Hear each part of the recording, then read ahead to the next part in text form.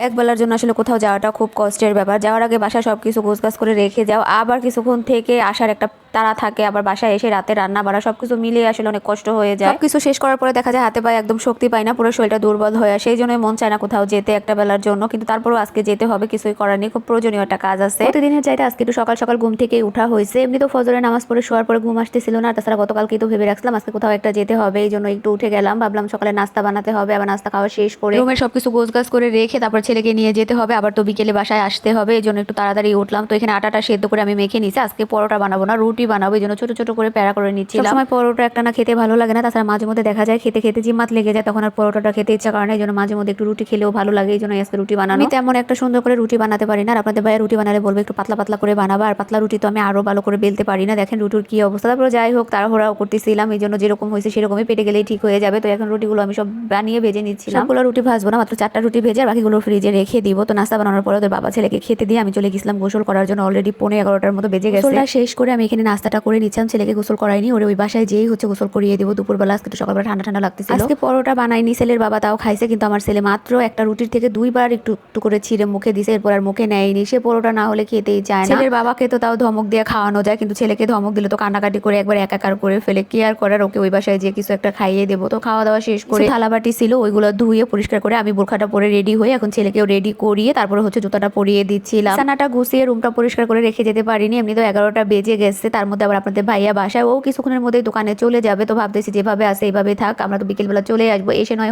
বিছানাটা ঠিক করে নিব। ছেলেকে জুতাটা পরিয়ে ওর মাথাটা একটু হাত দিয়ে আশ্রিয়ে দিচ্ছিলাম, কিন্তু সে দিতে চাচ্ছিল না, খুব তাড়া। সে আমার আগেই চলে যেতে পারলে বাসে, এরকম একটা ব্যাপার। তো বাসা থেকে বের হয়ে যাচ্ছে, আপনাদের ভাইয়াকে বললাম দরজাটা লাগিয়ে দাও, কিছুক্ষণের মধ্যেই হচ্ছে বের হয়ে যাবে। আমরা মা ছেলে মিলে বাসায় থাকলে হয়তো বা দুপুরের পরে যেত, কিন্তু এখন যেহেতু আমরা বাসায় থাকতেছি না, যার কারণে ও একা বাসায় আর থাকবে না, বলতেছে তোমরা যাও, আমিও এখন গোসলটা করে হচ্ছে দোকানে চলে যাবো। বাসা থেকে বের হয়ে রাস্তায় আসে আমার ছেলের অবস্থা দেখেন, একা একাই সে চলে যাচ্ছে। আমাকে রেখে যেতে পারলে সে একাই যেত, আমার অপেক্ষায় আর থাকতো না। রাস্তার মাথায় এসে কিছুক্ষণ দাঁড়িয়ে থাকার পর একটা রিক্সা পেলাম, তো রিক্সায় উঠে গেলাম মা ছেলে মিলে। এই তো খালামনির বাসায় চলে আসছি, রাস্তাটা পার হয়ে গেলেই খালামনির বাসা, একেবারে রাস্তার সাথে হচ্ছে বাসা। রিক্সা থেকে নেমে রাস্তা পার হয়ে গেট দিয়ে ঢুকলেই হচ্ছে প্রথম বিল্ডিংটা তাদের। এই কারণেই হচ্ছে দেখা যায় প্রচুর পরিমাণে বাসার বাইরের শব্দ, এই গাড়ির শব্দের কারণে মাঝে মধ্যে আমার আসতে ইচ্ছা করে না, অনেক সময় মাথাও ব্যথা করে, কিন্তু কেয়ার করার দেখা যায় নিজের শরীরটা ভালো থাকে না, মাঝে মধ্যে প্রয়োজন থাকে, এই জন্যই আসা পড়ে। আমার ছেলেটাও দেখা যায় 2 দিন পর পরই ওর মনে পড়লেই বলবে চলো আমি আপু বাসায় যাবো, আমি মামাদের কাছে যাবো। আবার আমার খালাতো ভাইরাও সেম, আমি যদি খালামনির বাসা থেকে যাওয়ার 2 দিন হয়, 3 দিনের দিন আমার খালাতো ভাই ফোন দিয়ে আমাকে একবার অস্থির করে ফেলবে, আপু তুমি কতদিন হয়েছে গেছো, আসো না, কবে আসবা, কখন আসবা, মানে যদি শুনে আরো আমি যাবো তাহলে তো আরো ফোন দিতে থাকবে না যাওয়া বন্ধ। বিশেষ করে ছোটটা বেশি পাগল হয়ে যায়, আর একবেলার জন্য গেলে তো পরে আসতেই দিতে চায় না। তো যাই হোক বাসায় এসে আমি বোরখাটা চেঞ্জ করে এখানে খাটের উপরে দেখলাম একটা বিড়ালটা আনার পরে থেকে হচ্ছে আমাকে ফোন দিয়ে ভিডিও কলে দেখানো হয়েছিল। তো ভিডিও কলে একটু বড়ই লাগতেছিল, কিন্তু বাস্তবে দেখলাম খুবই ছোট, একদম ছোট একটা বিড়াল। তেমন একটা বিড়াল পছন্দ করি না, কিন্তু এই বিড়ালটা দেখে আমার কাছে খুব ভালো লাগতেছিল। তো কিছুক্ষণ সময় বিড়ালের সাথে দুষ্টামি করলাম, যেহেতু ছোট তেমন কোনো কিছু এখনো বুঝে না। এরপরে গতকালকে রাত্রে খালামণি কেক বানাইছিল, সেটাই বের করে নিচ্ছিলাম খাওয়ার জন্য। খালামণি আসার পর থেকে বারবার বলতেছিল যে ফ্রিজে কেক আছে বের করে খাও। গতকালকে যখন বানাইছে তখনই আমাকে ভিডিও কল দিয়ে দেখাইছে যে দেখো আমি কেক বানাচ্ছি। কেকটা আসলে খেতে খুবই মজা ছিল, একবারে রসমালাই কেকের মতো লাগতেছিল, কিন্তু এর আগে যে আমি অরেঞ্জ ফ্লেভারের যে কেকটা খাইছি ওইটাই আমার কাছে বেশি ভালো লাগতেছিল। তো খাচ্ছিলাম আর খালামণিকে বলতেছিলাম যে খালামণি আজকের থেকে ওই দিনের কেকটা বেশি ভালো লাগছে। বলতেছে যে আমি তো এখন আস্তে আস্তে শিখতেছি, পুরোপুরি শিখে নেই, তারপরে দেখো সব কেকই ভালো লাগবে। তো ওইটা বলছে আরেকদিন বানিয়ে খাওয়াবে। এটা খাওয়া শেষ করে আমি রান্নাঘরে আসছি পানি খাওয়ার জন্য। এসে দেখি এখানে খালামণি আতপ চাল, মানে পিঠা বানানোর যে চালটা থাকে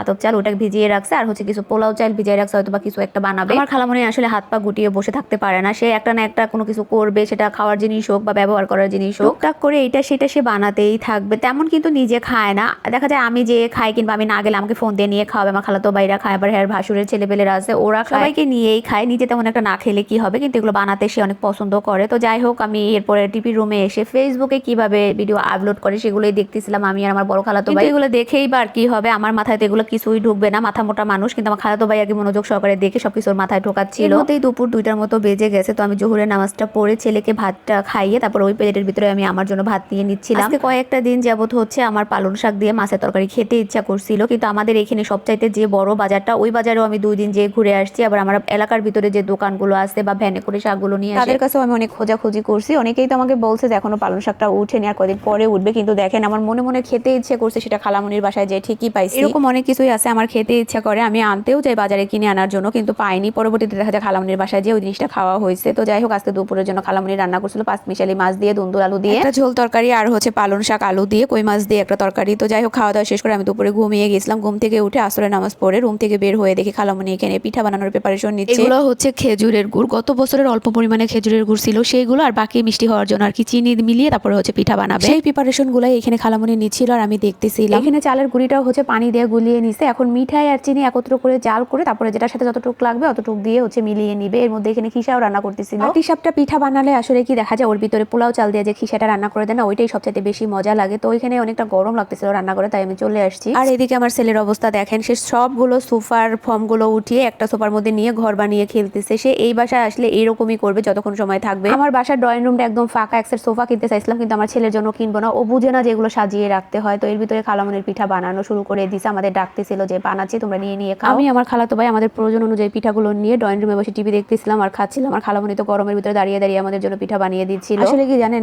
খাটের উপরে বসে বসে খাওয়া কিংবা মুখ থেকে বের করার আগে খাবারটা মুখের সামনে পাওয়া, এগুলো আসলে রক্তের সম্পর্কের মানুষের কাছে আশা করা যায়, এর বাইরে না। খাওয়া দাওয়া শেষ করার পরে খালামুনির পিঠাগুলো বানানো হয়ে গেছে। এরপরে হচ্ছে আমরা এখন বাসা থেকে বের হয়ে যাচ্ছি, আমি বাসায় চলে যাব, যে প্রয়োজনে আসছিলাম সেই কাজটাও হয়ে গেছে। বাসার সামনে এসেই হচ্ছে রিক্সা পাইছিলাম, তো রিক্সায় উঠে চলেও আসছি আমি বাসায়। খালামুনি একটু কাজের জন্য বাইরে আসছিল আমাদের সাথে, তো উনি ওনার কাজে চলে গেছে আর আমরা বাসায় চলে আসছি। খুব অস্থির লাগতেছিল, একটু তাড়াহুড়া করে আসা হয়েছে। এখন আবার বাসায় সবকিছু গোছগাছ করে রাতে রান্না বাড়াও করতে হবে। ভাইয়ার জন্য খালামুনি কিছু পিঠা দিয়ে দিছিল, সেই পিঠাগুলো হচ্ছে আমি এখন ফ্রিজের মধ্যে রেখে দিব। আপনাদের ভাইয়া এই পিঠাটা খেতে অনেক পছন্দ করে। সবকিছু গোছগাছ করে রেখে ইশারা নামাজটা পড়ে হচ্ছে আমি রাতে রান্না বাড়াও করে নিচ্ছিলাম। আজকে তেমন বেশি কিছু ভারী রান্না করিনি, এখানে ইলিশ মাছের দো পেঁয়াজা রান্না করছি, টমেটো আলু তেলের মধ্যে ভেজে হচ্ছে একটা ভর্তা বানাইছি, আর হচ্ছে জলপই দিয়ে ডাল। বাসায় তেমন কোনো সবজি বাজার ছিল না আর শরীরটাও ভালো লাগতেছিল, যার কারণে শর্টকাট রান্না করছি। রান্না বাড়া শেষ করে এখানে ছেলের জন্য খাবারটা নিয়ে নিছি, ওর এখন রাতের খাবারটা খাইয়ে দিব। তো এই ছিল আমার আজকের মতো ভিডিও, কেমন লাগলো সবাই কমেন্টে জানাবেন। ভালো থাকবেন, আজকের ভিডিওটা এই পর্যন্ত, আল্লাহ হাফেজ।